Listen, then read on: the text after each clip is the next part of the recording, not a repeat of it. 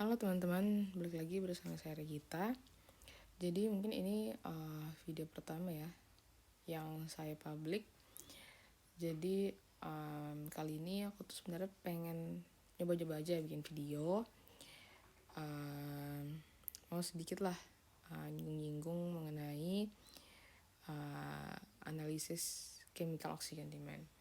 Jadi sebelum kita menuju spesifik tentang analisis chemical oxygen demand, jadi perlu review sedikit atau saya ngasih info sedikit bahwa di pengolahan limbah cair khususnya itu tuh ada kriteria baku mutu air yang diklasifikasiin menjadi kriteria baku mutu air yang fisika, kimia, dan biologi. Nah, untuk yang fisika itu sendiri itu ada parameter total suspended solid, terus total dissolved solid, dan suhu. Seingat saya. Nah, terus untuk yang kimia itu ada banyak ya. Salah satunya itu adalah chemical oxygen demand itu sendiri, biochemical oxygen demand, terus dissolved oksigen, total nitrogen, total fosfor, dan masih banyak lagi lainnya.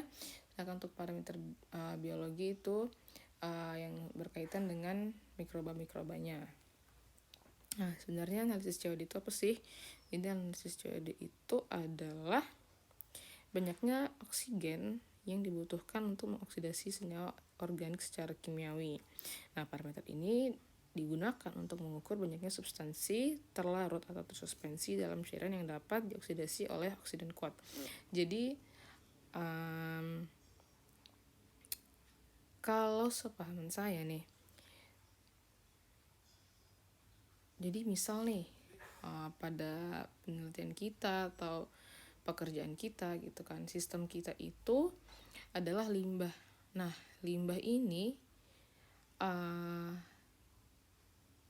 biasa diukur dengan parameter COD.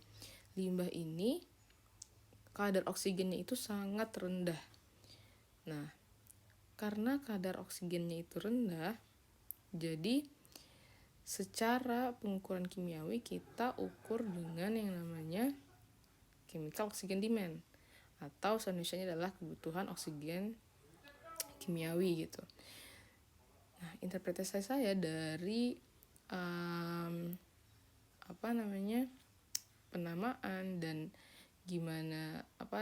penamaan dan sistemnya itu sendiri adalah jadi pengukuran COD ini adalah pengukuran secara kimiawi. Kita pakai oksigen yang kita pakai oksidator yang namanya dikromat. Nah, dikromat inilah yang seakan-akan menjadi oksigen di dalam sistem kita gitu. Gini, kalau masih ada yang bingung gini, jadi anggapannya gini, jadi limbah kita nih misal, dari mana ya yang kosong ya, maaf banget nih, bentar. Jadi misal nih kita punya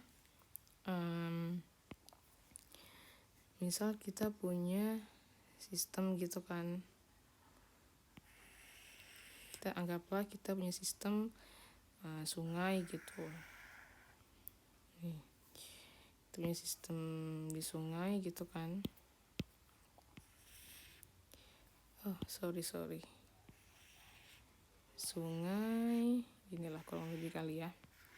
Nah, jadi sungai kita ini naudzubillah min dzalik gitu ya, tercemar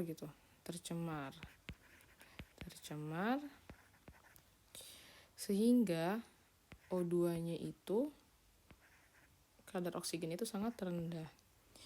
Nah, kadar oksigennya rendah ya misal banyak ikan mati atau pokoknya banyak lah yang kira-kira itu mengganggu kestabilan atau kehidupan di sungai ini gitu kan. Nah, jadi ketika misalnya nggak ada oksigen, nah berarti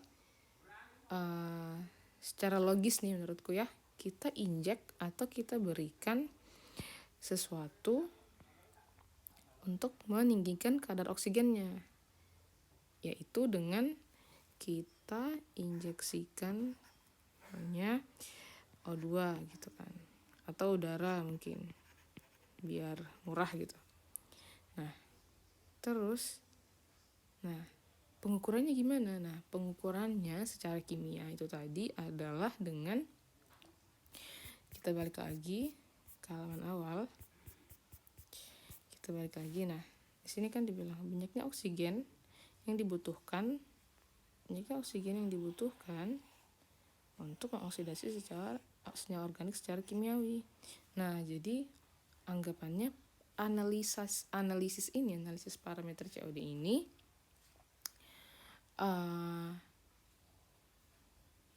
pengukuran yang seakan-akan menggunakan O2 sebagai pengoksidasi di limbah kita.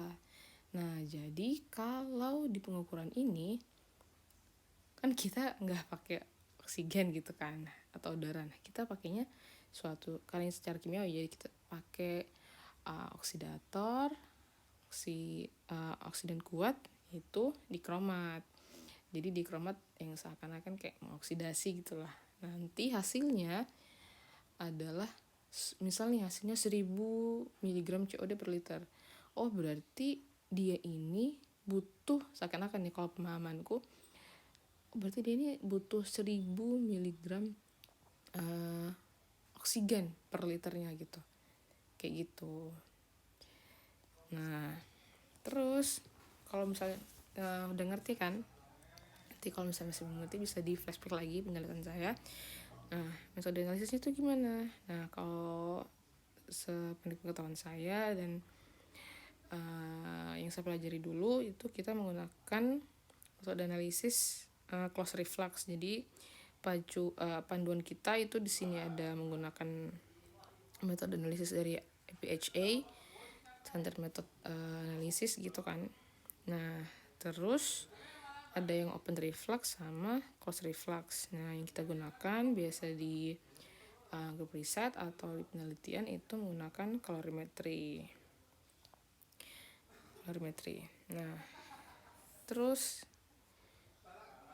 gimana sih prosesnya gitu kan, close reflux method. Nah nanti mungkin ini akan saya jelaskan di video selanjutnya. Thank you.